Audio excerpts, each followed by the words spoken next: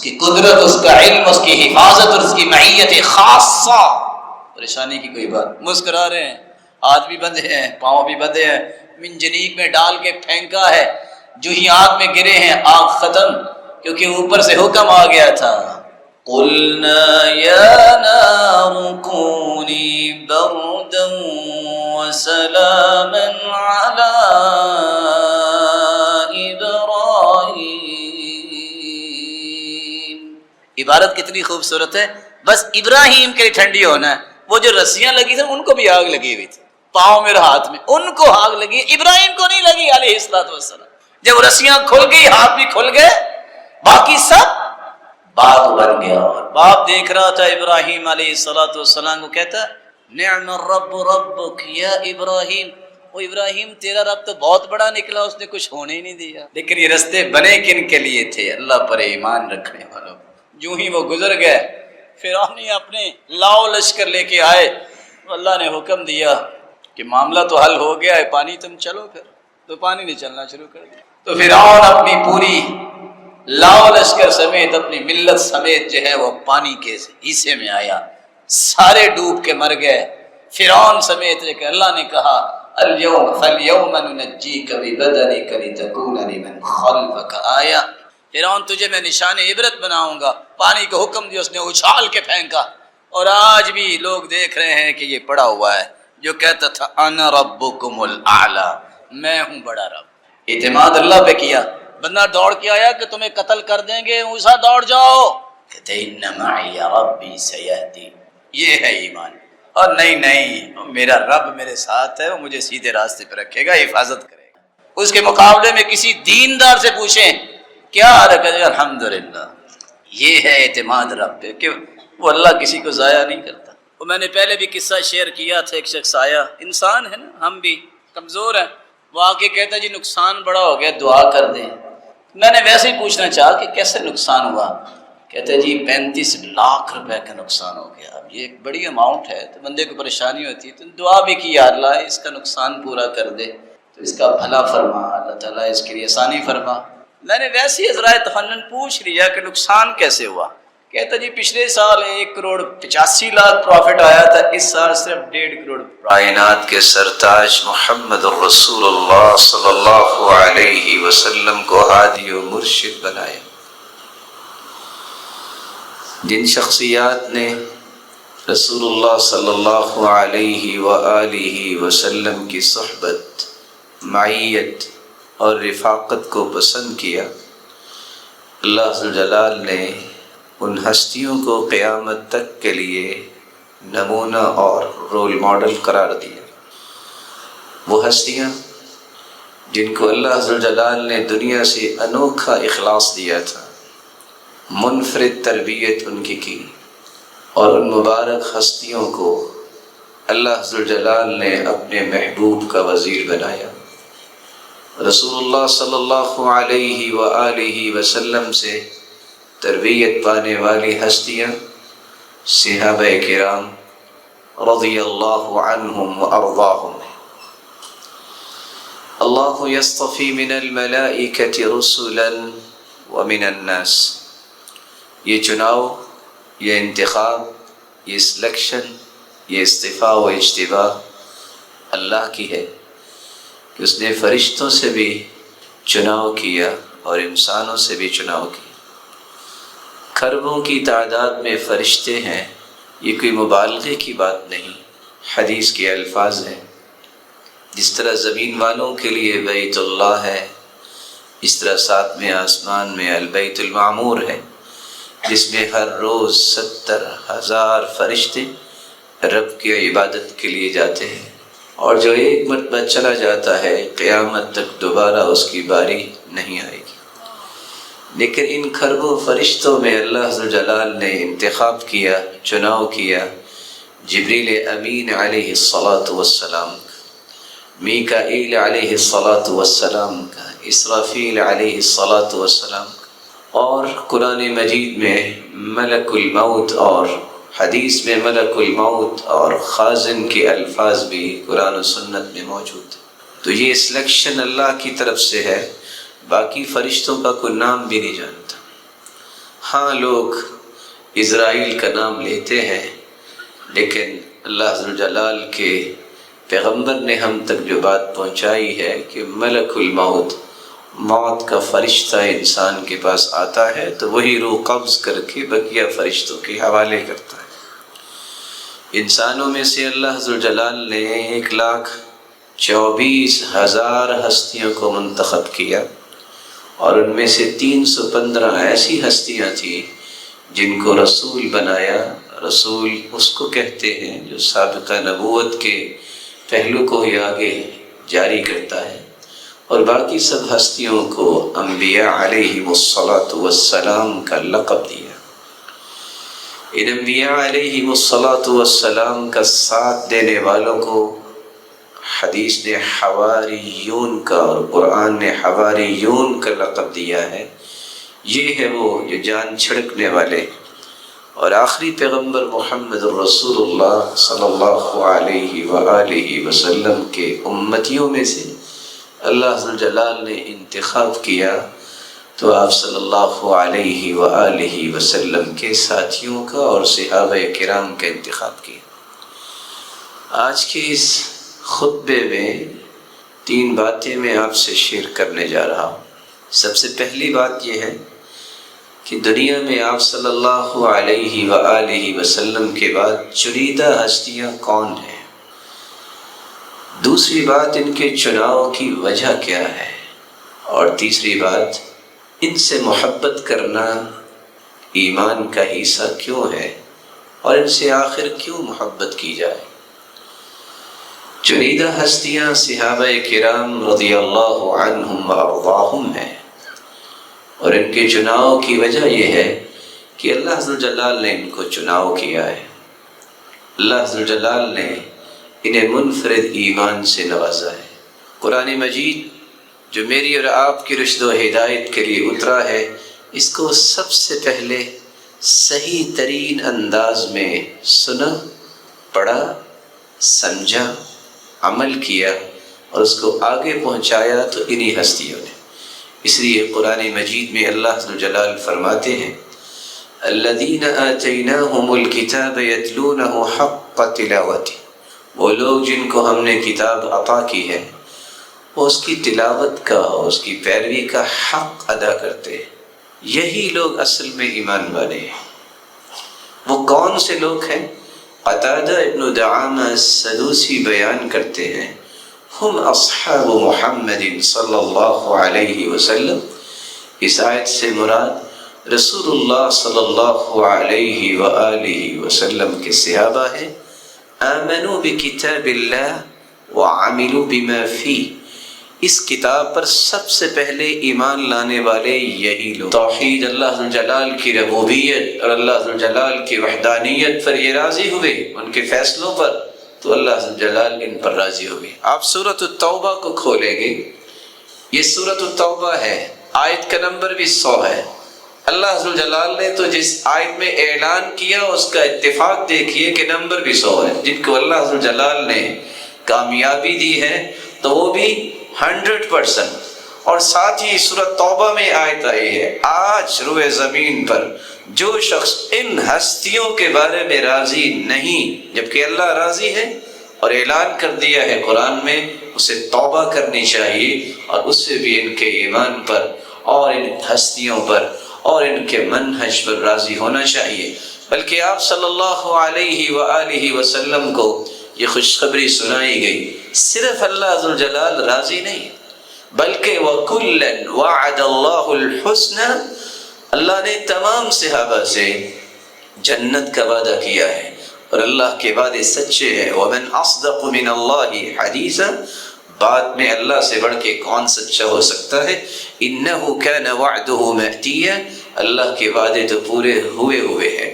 اسی لیے امام ابن تیمیہ رحمۃ اللہ علیہ فرمایا کرتے تھے فَكُلُّ مَنْ أَخْبَرَ اللَّهُ عَنْهُ أَنَّهُ رَضِيَ عَنْهُ فَإِنَّهُ مِنْ أَهْلِ الْجَنَّةِ، قرآن و سنت کے دلائل کو دیکھنے سے پتہ چلتا ہے ہر وہ شخص جس کے بارے میں اللہ نے یہ خبر دے دی ہے کہ اللہ اس سے راضی ہے، اس کا مطلب یہ ہے کہ وہ جنتی ہے۔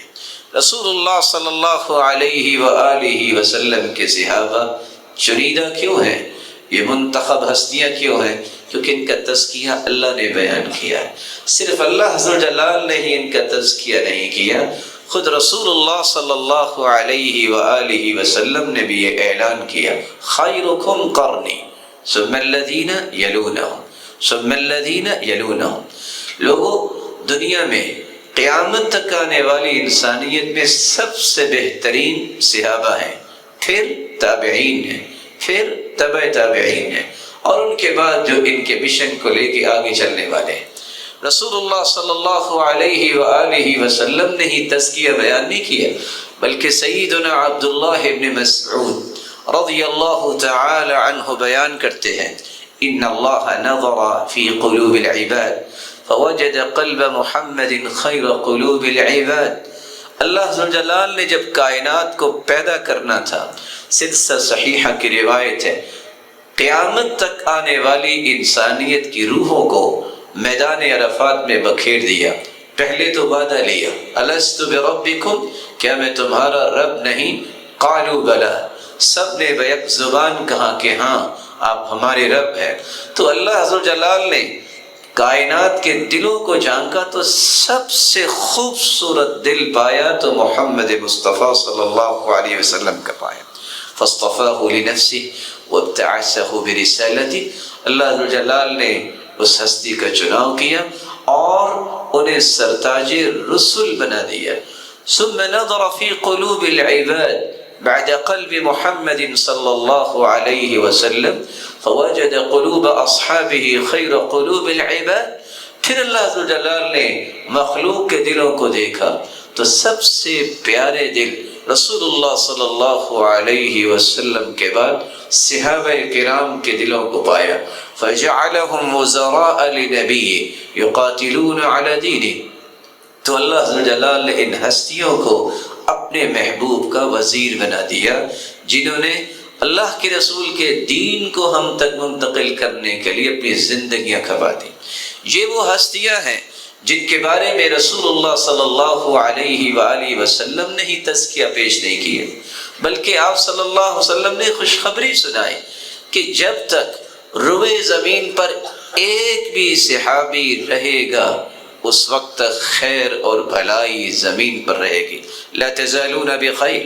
واصلہ ابن اسقع رضی اللہ تعالی عنہ روایت کرتے ہیں، آپ صلی اللہ علیہ وسلم نے فرمایا، لا تزالون بخیر ما دام فیکم من رآنی وصاحبنی۔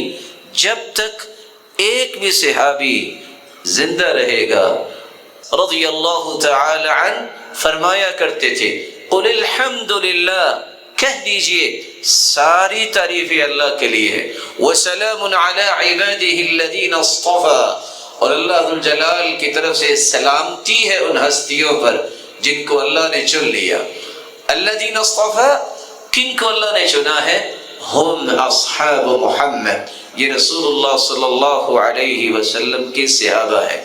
اور امام احمد بن حنبل رحمہم اللہ، امام احمد بن حنبل امام اہل سنت والجماعہ فرماتے ہیں، تمام اللہ رحمت کی برکھا برسائے، ومعاویہ وابو موسیٰ الاشعری وعمر بن العاص ومغیرہ ابن شعبہ رضی اللہ عنہم ورضوا عنہ، یہ وہ ہستیاں ہیں وصفہم اللہ فی کتابہ، ان کے بارے میں اللہ نے قرآن اتارا، کیا؟ سیماہم فی وجوہہم من اثر السجود، سجود کی وجہ سے ان کی پیشانیوں پہ نشانات ہیں، اور ان کا تذکرہ انجیل میں بھی ہے اور تورات میں بھی ہے۔ یہ وہ پہلی ہستیاں ہیں جنہوں نے اللہ کے رسول سے خوشخبریاں حاصل کی۔ حدیث کے الفاظ ہیں، نضر اللہ امرأ سمع منا حدیثا فوعاہ وأداہ کما سمعہ، جس شخص نے ایک حدیث سنی، اور دوسری روایت میں آتا ہے شیئا، کسی حدیث کا ایک حصہ سنا، یاد کیا، پھر اسے اسی طرح آگے پہنچایا جس طرح اللہ کے رسول صلی اللہ علیہ وسلم کی حدیث کو سنا۔ یہ وہ ہستیاں ہیں جن کو قیامت کے دن بھی اور دنیا میں بھی اللہ تر و تازگی عطا فرمائے گے۔ سفیان ابن عیینہ رحمہ اللہ اس لیے فرمایا کرتے تھے ما منکم من احد، کوئی بھی تم میں سے ایسا شخص نہیں، ما من احد، کوئی بھی ایسا انسان نہیں جو حدیث کو یاد کرتا ہے اور پھر اسے صحیح صحیح آگے پہنچاتا ہے، الا وفی وجہہ نظرہ، اللہ ذو الجلال سے دنیا میں بھی اس کے چہرے کو رونق عطا کرتے ہیں، چمک اور دمک عطا کرتے ہیں۔ جس دن چہرے سیاہ بھی ہوں گے سفید بھی ہوں گے، یوم تبیض وجوہ وتسود وجوہ، قیامت کے دن بہت سارے چہرے سیاہ ہو جائیں گے اور بہت سارے چہرے چمک رہے ہوں گے۔ عبداللہ ابن عباس رضی اللہ تعالی عنہ فرماتے ہیں یوم تبیض وجوہ ای وجوہ اہل السنت والجماعہ، جنہوں نے سنت کے مطابق زندگی گزاری اور سب سے پہلے سنت کے مطابق زندگی گزارنے والے صحابہ کرام، ان کے چہرے قیامت کو بھی چمک رہے ہوں گے، کیونکہ ان کو اللہ کے پیارے پیغمبر نے خوشخبری سنائی، طوبی لمن رآنی وآمن بی، لوگوں سب سے پہلے قیامت کے دن انبیاء اور رسول کے بعد جن کو اگر اتنی بڑی جنت عطا کی جائے گی کہ 100 سال تک گھوڑا دوڑتا رہے تو اس جگہ کو کراس نہیں کر سکتا، جیسے کہ طوبہ کا درخت ہے، اس جنت کے وارث اگر سب سے پہلے ہوں گے انبیاء اور رسول کے بعد تو وہ صحابہ کرام ہیں۔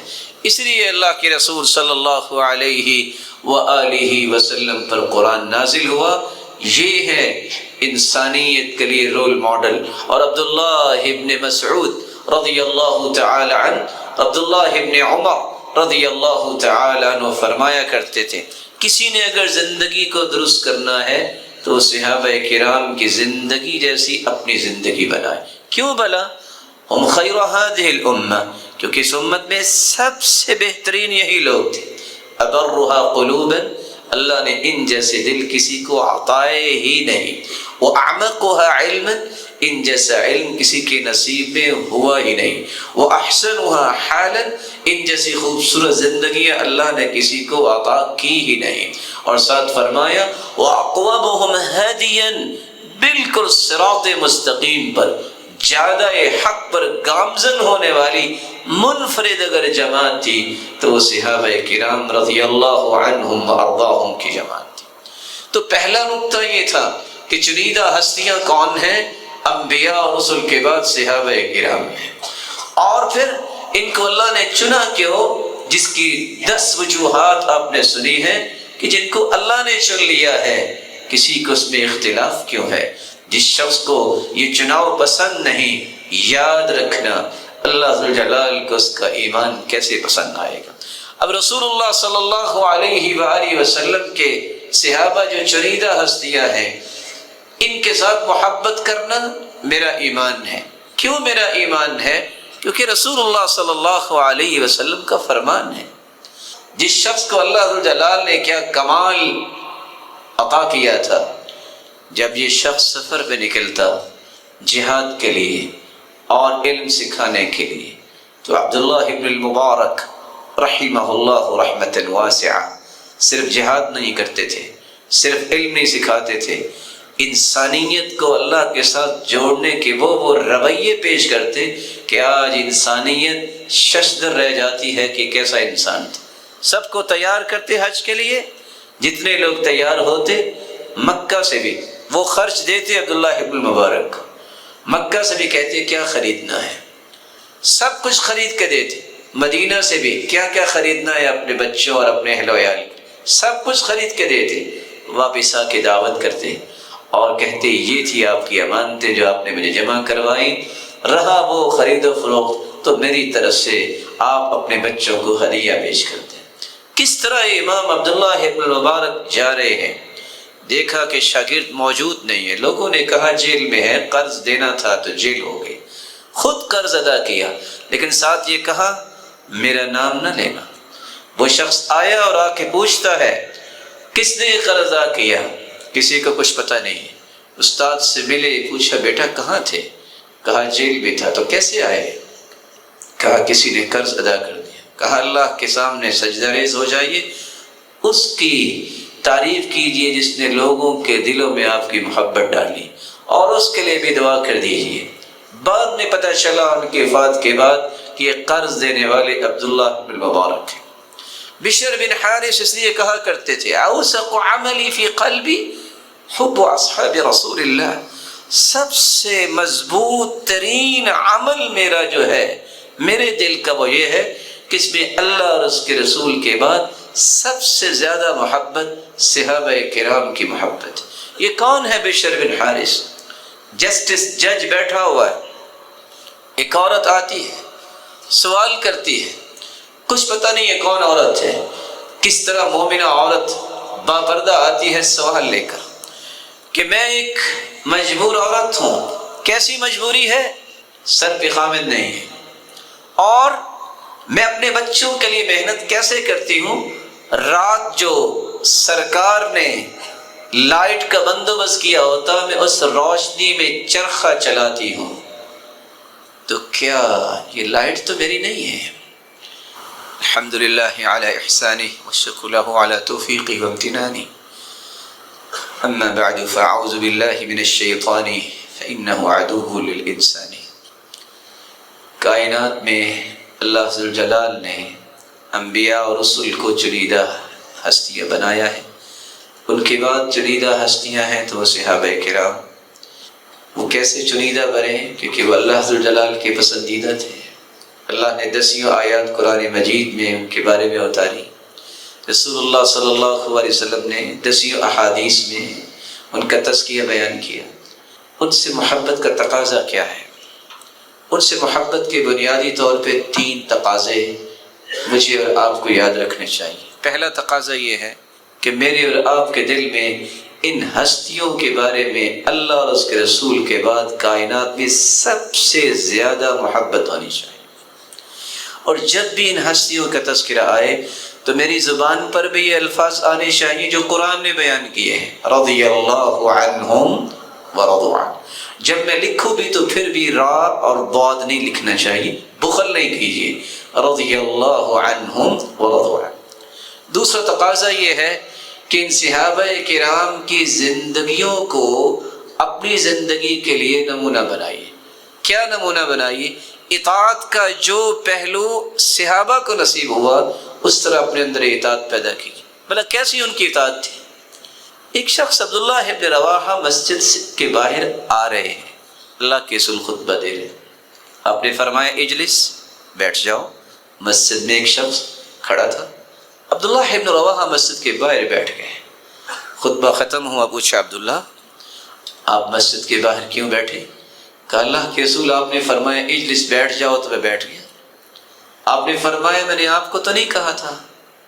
کہا میرے کانوں میں جب آپ کی آواز پہنچ گئی تو میں پھر کھڑا کیسے رہ سکتا تھا؟ یہ تھی اطاعت۔ جام چھلک چکے ہیں، شراب سے بھرے جا چکے ہیں، کیونکہ ابھی شراب حرام نہیں ہوئی تھی، کٹھے بیٹھے ہیں۔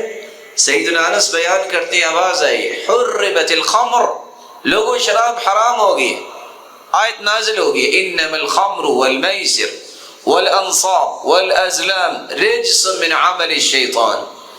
یہ شراب، یہ جوا، یہ پان سے یہ 3 فال نکالنا، یہ کیا ہے؟ نجس ہے، پلیدگی اس سے بچ جاؤ۔ ایک لمحہ بھی انتظار نہیں کیا چلو یہ تو بھر لیے ہیں یہ تو پی لے، حکم ہوا احرقھا، انڈھیل دو۔ سب نے وہاں ہی پٹخ دیے اور اس کے قریب نہیں گئے۔ سیدنا عبداللہ ابن عمر ایک مرتبہ حدیث سنتے ہیں، وہ مسلمان کیسا ہے، 2 راتیں اس کی زندگی کی گزر جائیں، اس نے اپنی وصیت نہیں لکھی۔ ناراض نہ ہوئیے گا، آج جتنے یہ روشن چہرے بیٹھے ہیں یہ بھی سوچے کس کس نے اپنی وصیت لکھی ہے۔ جھگڑے کیوں ہوتے ہیں؟ جب سنت کے مطابق عمل نہیں ہوتا، کچھ پتہ نہیں کس سے لینا ہے، کس کو دینا ہے، کیا معاملات ہیں۔ سیدنا عبداللہ ابن عمر فرماتے ہیں جب سے میں نے حدیث سنی اس وقت سے میری وصیت میرے پاس لکھی ہوئی موجود ہے۔ ایک مرتبہ اللہ کے رسول نے فرمایا لو ترکنا هذا الباب للنساء، یہ مسجد نبی